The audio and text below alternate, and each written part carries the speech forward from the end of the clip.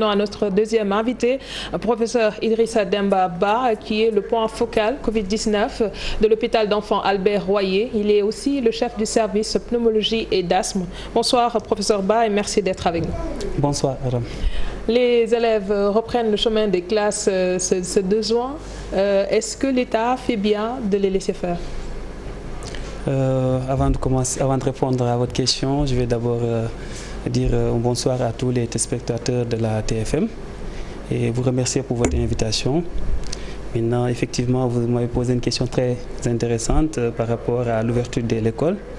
Et vous savez, depuis presque 2-3 mois, les écoles ont fermé.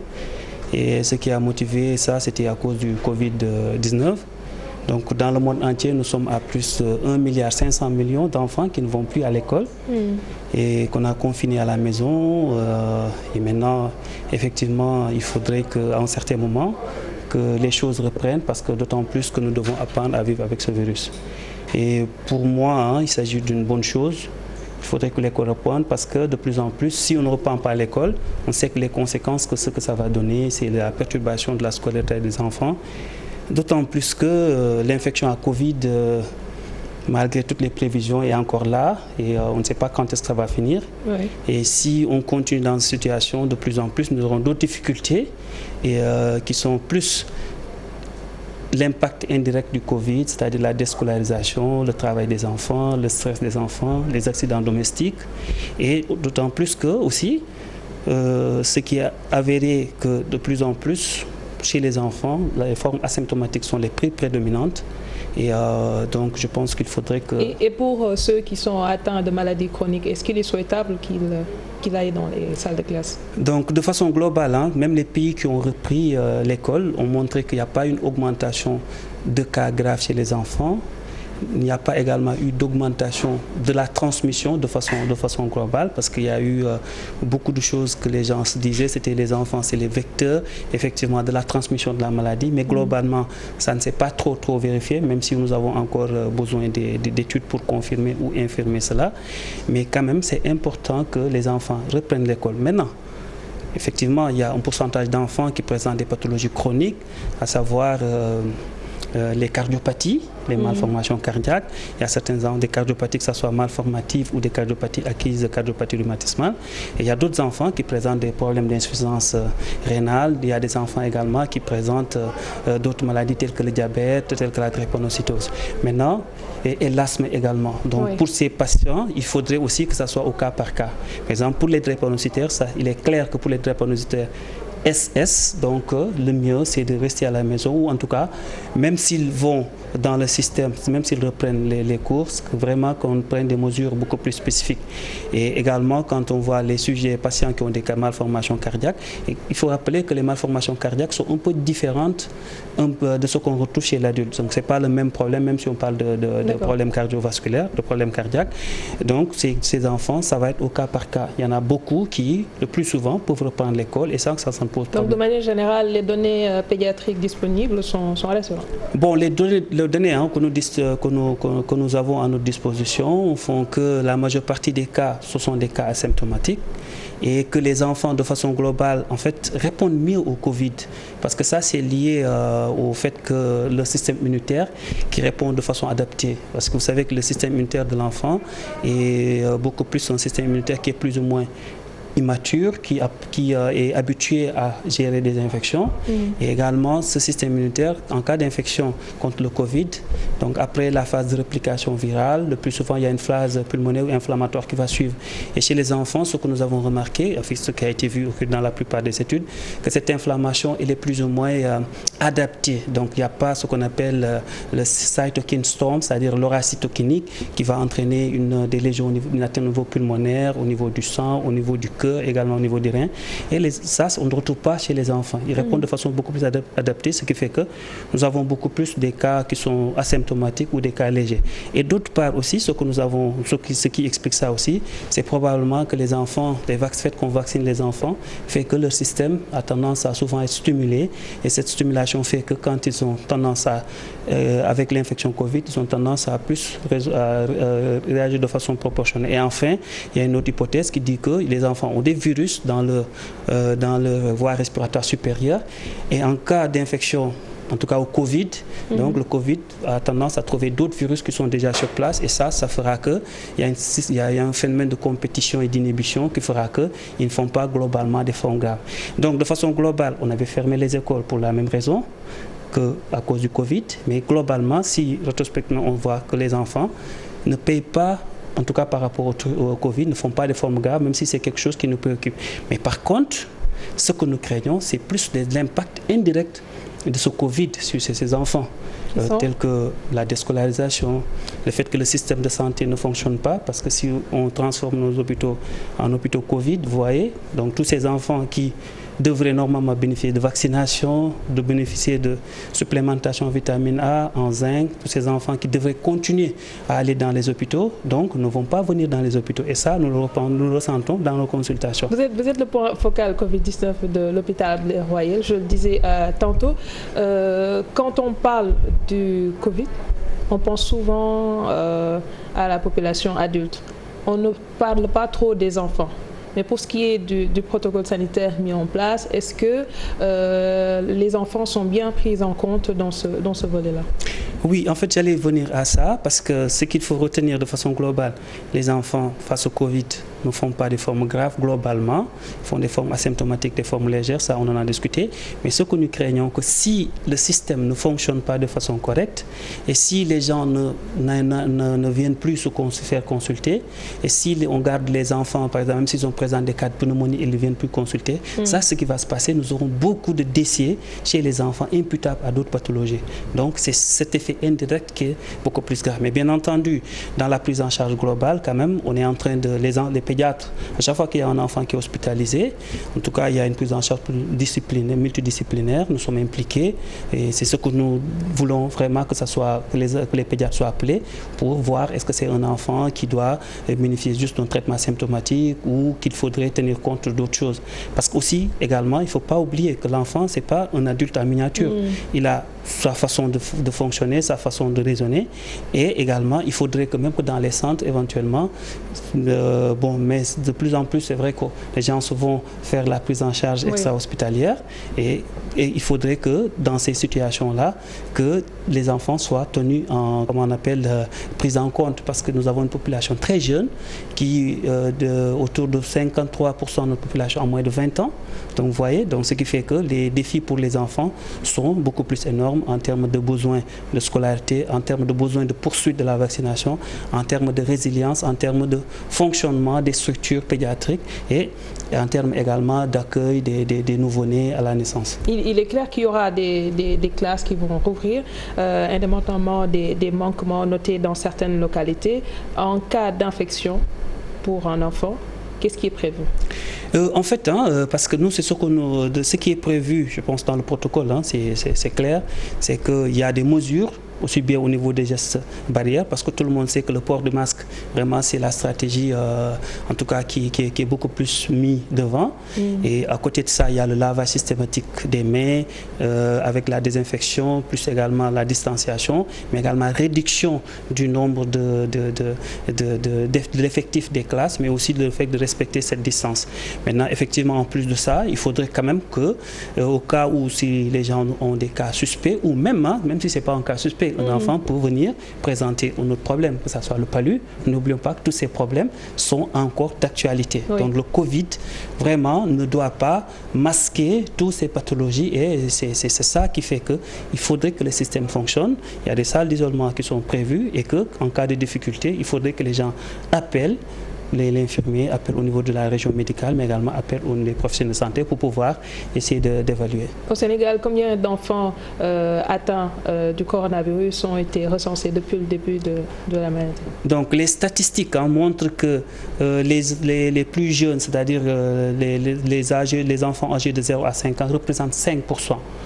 4,5 à 5% des statistiques, ça vous calculez, ça fait autour de 182 cas. Maintenant, par contre, si vous prenez les enfants dans leur globalité jusqu'à 16 ans, ils sont autour de 15%. Donc ça, c'est un chiffre que nous voyons qui, de temps en temps, évolue autour de 15, 16, 17%. Il est également remarqué, en tout cas quand on sort, qu'on voit des femmes porter leur enfant sur le dos, et on voit souvent des enfants à qui on met le masque. Est-ce que c'est recommandé? Bon, en fait, il faut savoir que les gestes barrières doivent être adaptés au contexte de l'enfant. Parce que l'enfant, ce n'est pas un adulte qu'on a en miniature. Oui. Donc, il a sa façon de réfléchir, il a sa façon de fonctionner, mais également, il a sa physiologie. Donc, si vous prenez, par exemple, un enfant de 3 ans, un enfant de 2 ans, il faut lui porter un masque. Souvent, le plus souvent, il les enlève. Ça, c'est oui. Quelque chose que nous savons. Et souvent, donc, aussi, on ne doit pas le leur mettre. Disons, parce que c'est difficile de dire que ce n'est pas indiqué.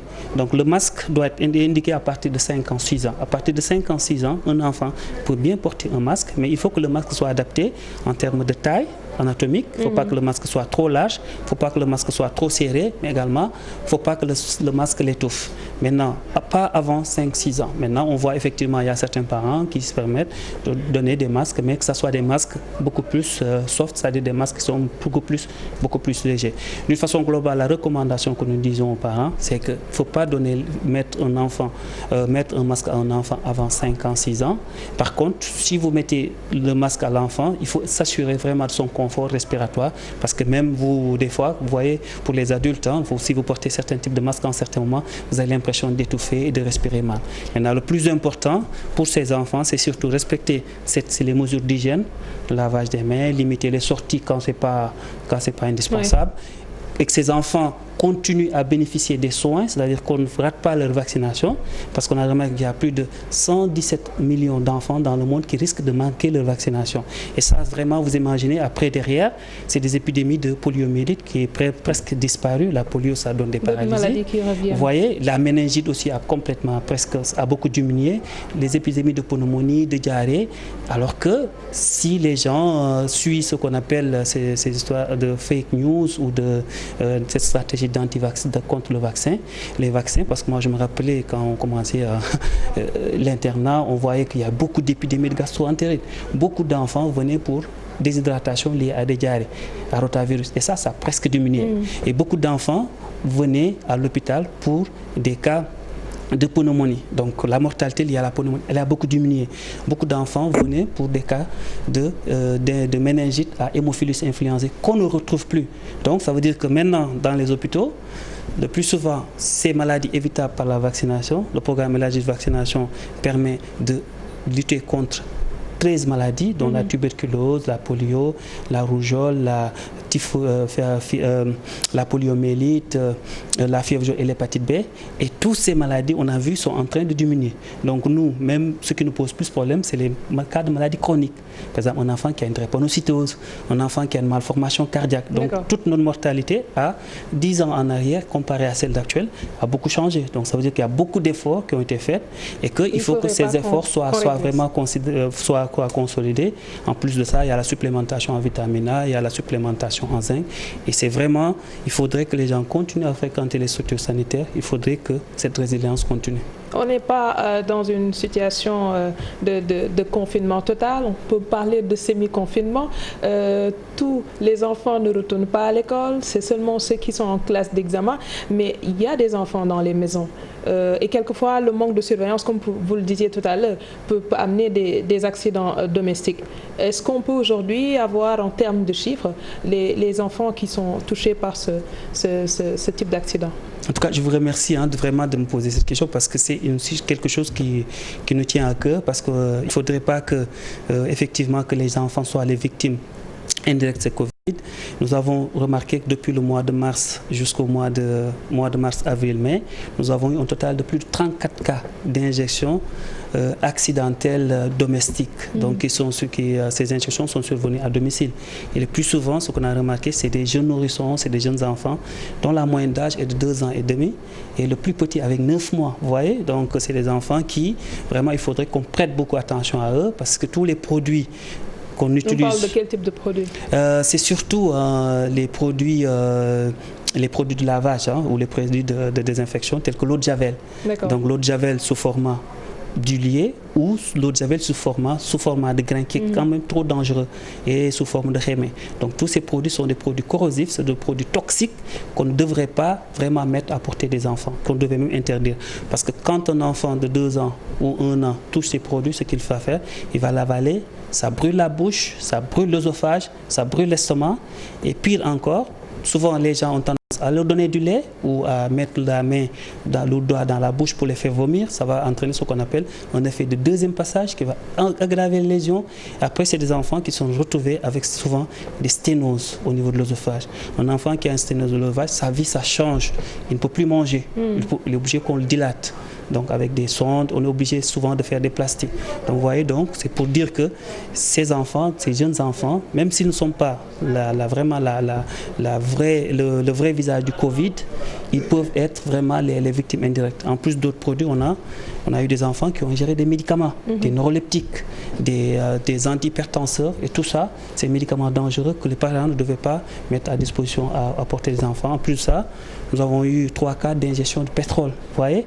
Donc tous ces produits, les enfants ne savent pas faire la distinction et quand ils les avalent, quand ils boivent le pétrole, c'est une substance volatile, ça donne ce qu'on appelle une pneumonie chimique, une pneumonie d'inhalation, parce que le gaz va se volatiliser, entraîner les lésions pulmonaires. Comment aujourd'hui occuper son enfant? Parce que le parent peut être occupé par son travail et il est conseillé, ou en tout cas depuis un certain temps, on a remarqué que certains font du télétravail, d'autres ne sont pas là parce qu'ils vont chercher la dépense quotidienne. Mais comment faire pour occuper son enfant? C'est le mettre devant la télé, c'est lui donner son smartphone comme le font certains, comment? Et justement, c'est ça en fait. Moi je pense que l'ouverture des classes, c'est quelque chose déjà salutaire.